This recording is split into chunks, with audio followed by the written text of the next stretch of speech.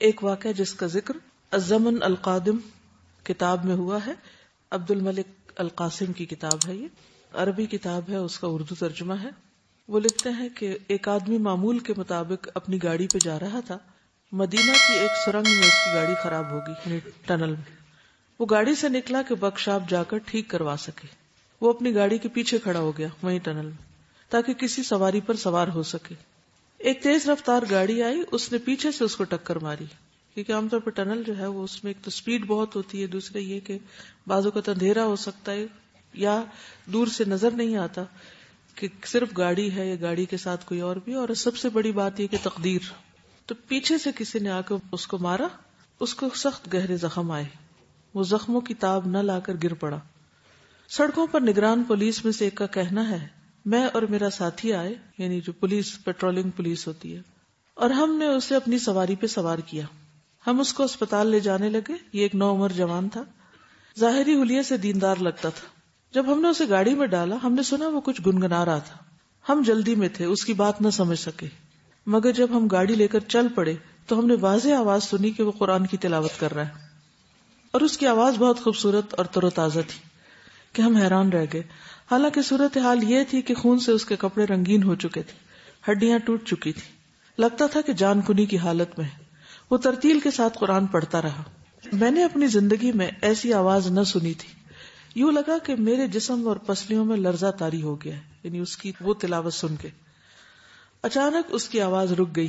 میں نے مڑ کر دیکھا تو کیا دیکھتا ہوں کہ اس نے شہادت کی انگلی اٹھائی ہوئی ہے اور کلمہ شہادت پڑھ رہا ہے۔ پھر اس کا سر جھک گیا۔ میں پیچھے کی طرف اچھلا، میں نے اس کا ہاتھ ٹٹولا، اس کے دل کی حرکت اور سانس کو چیک کیا، کچھ بھی باقی نہ تھا۔ وہ زندگی کی قید سے آزاد ہو چکا تھا۔ میں اس کو دیر تک دیکھتا رہا، میری آنکھوں سے آنسو بہہ نکلے جو میں نے اپنے ساتھی سے چھپا لیے۔ میں نے اسے بتایا کہ یہ فوت ہو چکا ہے۔ میرا ساتھی زار و قطار رونے لگا۔ میں نے ایک لمبی ہچکی لی اور آنسو تھمنے کا نام نہیں لے رہے تھے۔ ہم اسپتال پہنچے، جو بھی ہمیں ملا ہم نے اسے اس نوجوان کا قصہ سنایا۔ اکثر لوگ اس حادثے سے متاثر ہوئے۔ ایک آدمی نے یہ قصہ سنا تو آگے بڑھ کر اس نوجوان کی پیشانی کا بوسہ لیا۔ سب اس پر مصر تھے کہ ہم تب تک نہیں جائیں گے جب تک اس کے جنازے کا پتہ نہ چلے کہ اس کا جنازہ کب ہوگا، تاکہ ہم اس کی نماز جنازہ پڑھ کر ہی جائیں، حالانکہ وہ سب کے لیے ان نون تھا۔ ہسپتال کے ملازمین میں سے ایک نے اس کے گھر رابطہ کیا، آگے اس کا بھائی تھا۔ اس نے اپنے بھائی کے متعلق بتایا، یعنی جو بھائی زندہ تھا اس نے اس فوت شدہ بھائی کے بارے میں بتایا کہ ہر سوموار کو وہ گاؤں میں دادی کے پاس ملاقات کے لیے جاتا تھا، بیواؤں اور یتیموں کی دیکھ بھال کرتا تھا۔ پورا گاؤں اس کو جانتا تھا۔ وہ ان کو دینی کتابیں اور دینی کیسٹس دیتا تھا۔ وہ جب جاتا تو اس کی گاڑی چاولوں اور چینی سے بھری ہوئی ہوتی، وہ جا کر تقسیم کرتا، حتیٰ کہ وہ بچوں کی مٹھائی بھی نہیں بھولتا تھا کہ ان کو خوش کر سکے۔ جو بھی اس کو سفر کرنے سے روکتا وہ اس کو منع کر دیتا اور کہتا کہ میں لمبے سفر سے فائدہ اٹھاتا ہوں، یعنی میں گھبراتا نہیں، میں اس کو انجوائے کرتا ہوں۔ راستے میں قرآن حفظ کرتا ہوں اور اس کی دہرائی کرتا ہوں، دینی کیسٹس اور لیکچر سنتا ہوں، اور میں اللہ کے ہاں ثواب کی امید رکھتا ہوں کہ مجھے ہر قدم کا ثواب ملے گا، کیونکہ نیکی کے راستے میں جا رہا ہوں۔ اگلے دن مسجد نمازیوں سے بڑھ گئی۔ میں نے مسلمانوں کے بھاری مجمع کے ساتھ اس کا جنازہ پڑھا۔ نماز سے فارغ ہو کر اس کو قبرستان لے گئے۔ بالآخر ہم نے اس کو تنگ و تاریک قبر میں دفنا دیا۔ آخرت کے جہان کا اس کا یہ پہلا دن تھا، اور گویا کہ میرے لیے اس جہان کا بھی پہلا دن، کیونکہ میری بھی زندگی بدل چکی تھی۔ اس سے کیا پتہ چلتا ہے کہ تبلیغ صرف لیکچرز دینے کا نام نہیں ہوتا، ڈیپینڈ اس پہ کرتا ہے کہ ہم اس پر عمل کتنا کرتے ہیں، ہماری عملی زندگی کیسی ہے، ان باتوں کے مطابق جو ہم کرتے ہیں یا اس کے مخالف۔ اور یہی کسی شخص کے بہترین آثار ہو سکتے ہیں کہ مرنے کے بعد لوگ بغیر اس کو جانے اس کا جنازہ پڑھیں، اس کی نیکی سے متاثر ہو کر، حالانکہ وہ اس کو زیادہ نہیں جانتے تھے، بس یہ آخری وقت کا عمل، چھوٹا سا عمل، یہ عمل کی تبلیغ تھی۔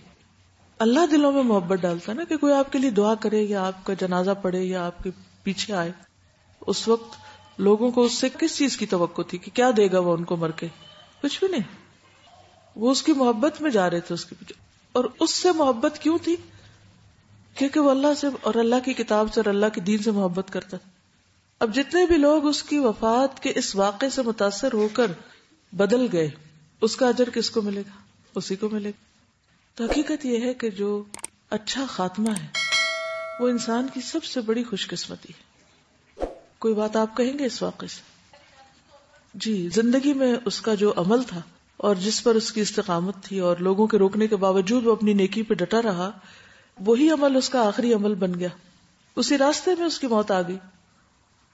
ان الذین آمنوا وعملوا الصالحات سیجعل لهم الرحمن ودا. جو لوگ ایمان لائیں گے اور نیک عمل کریں گے، ان قریب اللہ تعالیٰ ان کے لیے دلوں میں محبت پیدا کر دے گا. تو ہمیں لوگوں کے پیچھے بھاگنے کی ضرورت نہیں کہ وہ ہمیں چاہیں یا وہ ہمیں محبت دیں. ہمیں اپنے آپ کو اللہ کے ساتھ خالص کرنے کی ضرورت ہے، اور باقی سب کچھ تو اللہ کے ہاتھ میں. وہ جس کے ذریعے چاہے گا دلوائے گا. حضرت ابراہیم علیہ السلام جب ان کو آگ میں پھینکا جا رہا تھا تو اس دوران کہ انہیں اٹھا کے آگ کی طرف لے جایا جا رہا تھا، جبریل علیہ السلام حاضر ہو گئے کہ بتائیے میں آپ کی کیا مدد کر سکتا ہوں. انہوں نے کیا کہا تھا اس وقت؟ حسبی اللہ و نعم الوکیل. آپ کی مدد نہیں، اللہ کی مدد چاہیے، اور اللہ ان کو کافی ہو گیا. بندے تو خود محتاج ہیں، مخلوق تو خود محتاج ہے، لیکن اتنا توکل ہو اللہ پہ تو پھر ہم کہتے ہیں نا. ورنہ تو ہر وقت ہماری نظر اس پہ ہوتی ہے جو لوگوں کے ہاتھ میں ہوتا ہے کہ کسی طرح یہ ہمیں کچھ دے دیں، ان سے ہمیں کچھ مل جائے، جبکہ سارے خزانوں کا مالک کون ہے؟ اللہ.